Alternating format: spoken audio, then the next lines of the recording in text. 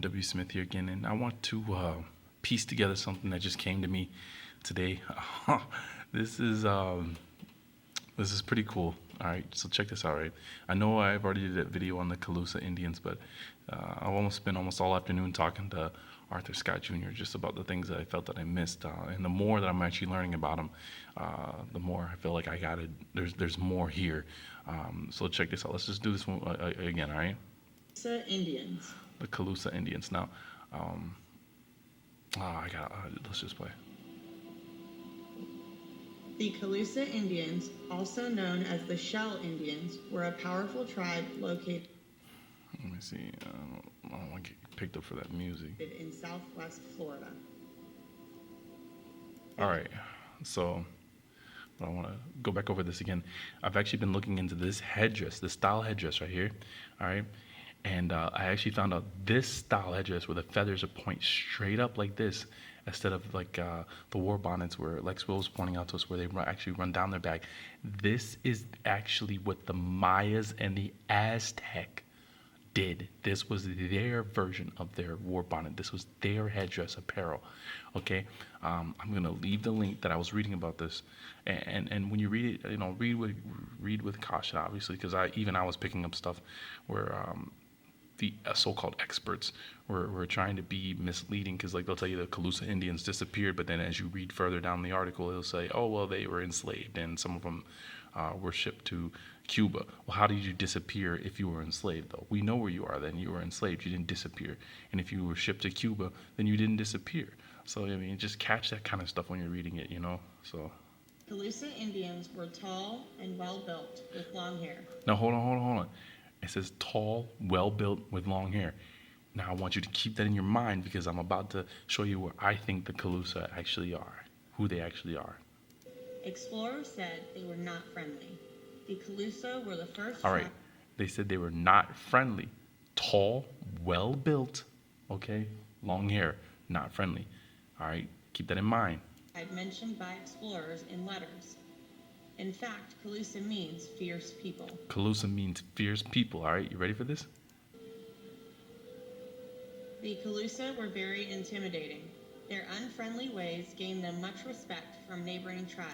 No. Oh, man, I missed it. Look at this right here. Look at the way that's painted. I want you to think about this, right? Think about this. Look at that nose on there. There it is again. All right, now listen to this. Ready? Who paid taxes or tribute to the Calusa in exchange for military protection. Carved wooden masks have been found in Calusa tribal locations believed to have been used in battle. The Calusa tribe lived in communities on the coastal shores of southwest Florida. They built canals by hand. One of the largest ones found was 60 feet wide and 6 to 8 feet deep. The Calusa All right, were so the only once again, I want to check out this image, because look, the way they have this, it looks like a hat, okay? Now, I've looked at the modern so-called images of them, and the way they have them styled now, they make it look like it was their hair, but look how it's rolled up in a circle around here. Where have you ever seen someone roll their hair, long hair, in a circle around their head? And then look at this, whatever this is on the top. It looks like almost something you would wear if you're going snowboarding, you know what I'm saying? Those hats with a freaking ballish ball thing at the top. And once again, known tribe who did we're not looking at rely that. on any form of agriculture to And then, like I said, there's sustain their these livelihood. white women in the back of their boats, which I was talking to Lex about, and he was explaining to me, think about this, right? If you conquer someone else, you take their booty, right? Because we were talking about pirates. I should back up some. We were talking about pirates because that's something that I've been into, and he knows that I would be able to comprehend it. If you're a pirate, you take another pirate ship, you take their booty. You take what? Their jewels, their gold, anything of wealth or of worth, and their women. Okay? And he said this is why these women are in this picture. If you just conquered another people, you take everything of their wealth, including their women, even though we know that's probably not the greatest move to make. The creator might have had it right when he said just take everything out, don't take the women, But that's where the Melungeon bloodline, if you ask me, starts to come into play, is where Indian men and white women mixed, and then their offspring are now the offspring that we look to when we see, Abraham Lincoln, Dwight D. Eisenhower.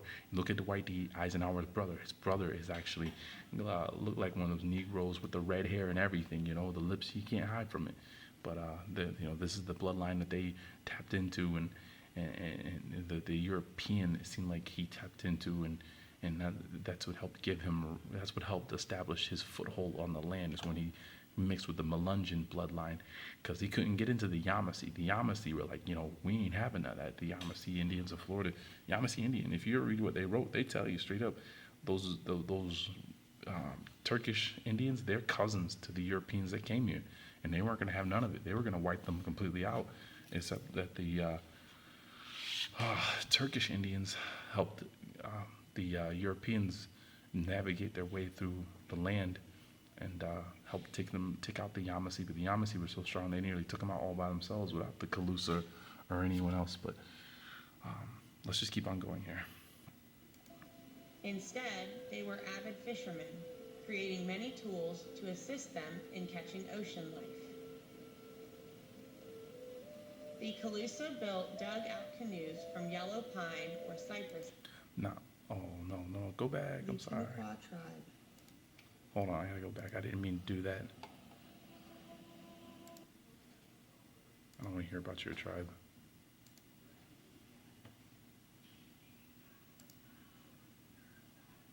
The Timucua tribe were located in central. I don't want to hear about your tribe. I'm doing the Calusa right now. Forget you.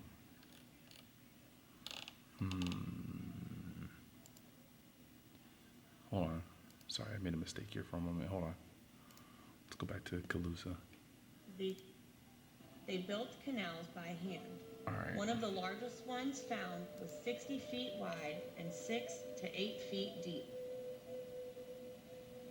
The Calusa were the only known tribe who did not rely on any form of agriculture to sustain their livelihood.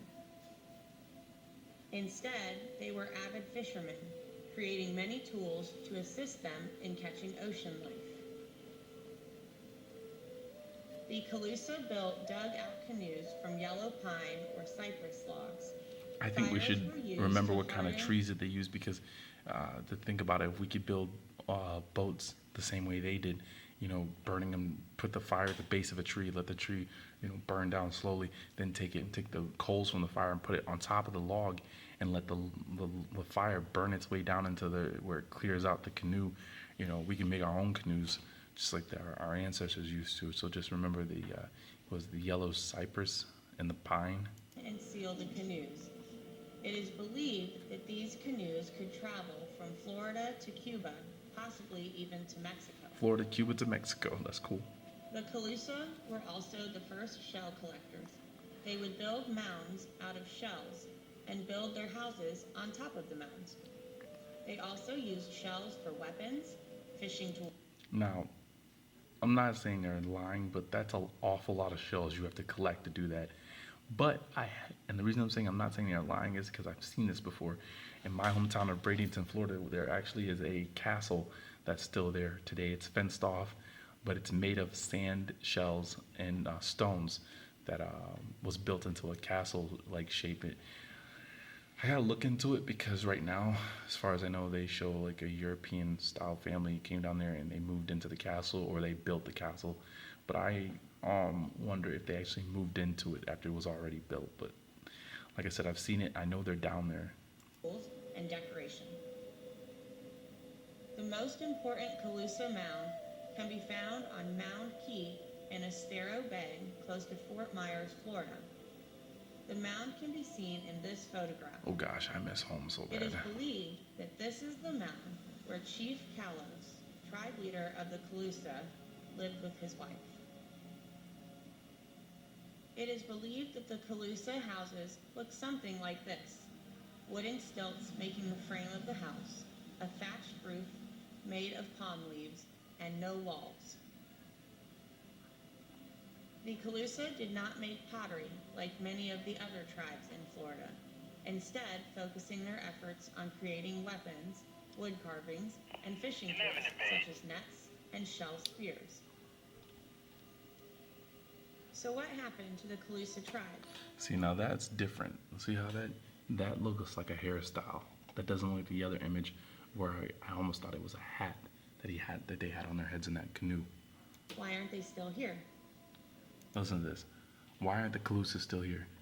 The last of the Calusa tribe disappeared by The last of the Calusa tribe disappeared. Okay, sure they did.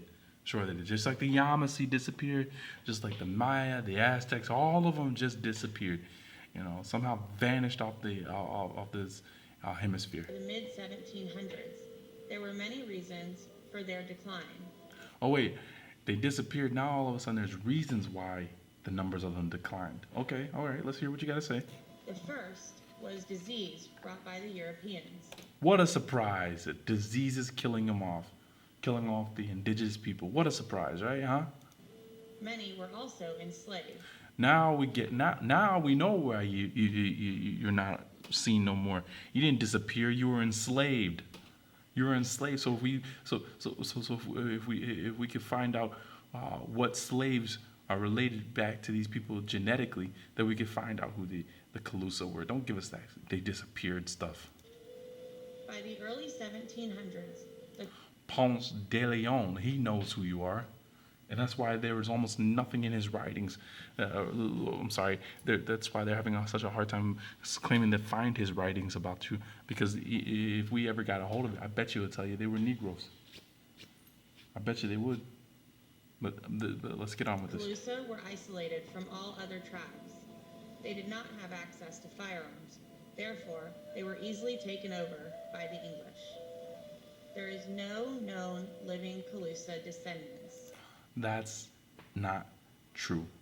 And like I said, if we were able to test your bones versus the DNA of people in the Americas, whether it be from North America to the islands to South America, I bet you we'll find them. But they don't want to do that because they already know you're here. They already know the descendants of the Calusa are still here. But check this out. At this time. All right, now, what I want to get to is this other video here, right? Now this is where I'm starting to get to the meat and potatoes of what I wanted to show you. All right, check this out.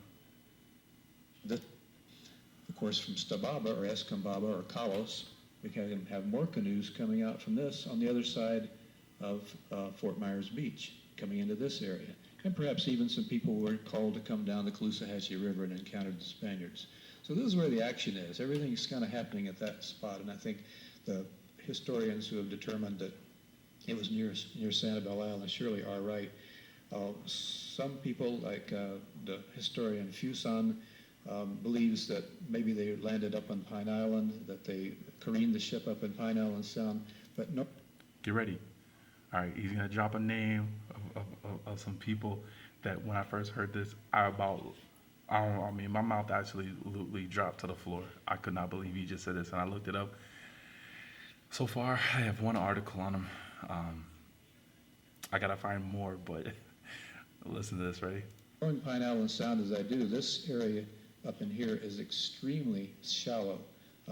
This side over here is extremely shallow. I cannot imagine that you would have careened a ship and expected it to ever come out of there. So as you've seen, as we've already heard today, they move off at a safe distance. They anchor there for a few days. They come back and replenish their wood and water supplies, and then they're out of there. They sail southwest to the Dry Tortugas, which Professor Gannon described for you a while ago. So now what's happening between the 1513 and the 1521 expeditions of Ponce de Leon? Well, we know one account says that in late 1516 or early 1517, Diego... Hold on, I want to say this while my mind's still on it. I've been, like I said, I grew up in Bradenton, Florida. It's right across the bay from Tampa and all that. Tampa has a mural painting on the ground in downtown square of Tampa, where they show their drawings of slaves and slaves being taken and put on ships and unloaded on ships in the harbor there and being sent off into slavery. Well, my attitude towards that has completely changed since I've been watching Lex Will's videos, and not just his videos, but reading books on my own. I look at that painting, I look at that mural down there that everyone walks on, and I think that now when I see that, it's like, no, no, no. They weren't being dropped off here. They were being taken out of here. Tampa, Bradenton, Brandon, all of that area, that along that coast, the indigenous people were there. They were being captured there, and they were being shipped out of there. They were being taken out of there, out of that location, and being sent to Europe, to Africa, to India, these other places. That's what, in my opinion, what was going on when I see that now. De Velasquez, the governor of Cuba, is actually sending slave hunting expeditions to Florida. Wait. You were sending slave hunting expeditions to Florida. Isn't that what I just said, though? Didn't they come here to look for the indigenous people to enslave them, right? Isn't that what that painting, that St. Mary's of the Good Winds, all about? Were the first painting of Indians brought to Europe? All right, let's go on. This is in a clear violation of Ponce de Leon's license to settle Florida. He's the person who's supposed to be doing this exploration of Florida. But bad things have happened to Ponce de Leon. Ferdinand has died, and he was the person who was the most supportive of Ponce de Leon's exploits. And so he's trying to see if he still has the right to do these things in Florida. Meanwhile, the people in Cuba and Hispaniola sort of ignoring Ponce de Leon and going ahead and exploring other areas and getting more active. One of those people who was getting active in the area was Francisco Hernandez de Cordoba. And he, in March, moves from Cuba to the Yucatan and attacks the Mayan area, the Mayan coast there. And unlike the people in Hispaniola and Puerto Rico and the Florida Indians that had been encountered by Ponce de Leon, the Mayans actually have armor. They have a very thick cotton that Wait, they have armor? Hold on. They have armor? Hold on. resists the slashing swords of the Spaniards. The Spanish matchlock cannons, the arquebuses, are very difficult to load and to it takes time to do all these things. And so really the method of attack is a slashing sword, which cuts or disembowels the people very quickly. The Mayans, though, had this armor with very thick cotton and could resist. So that and other possible miscues by the Spaniards meant that they were soundly defeated. They were badly injured. They had run out of supplies. They're desperately in need of fresh water.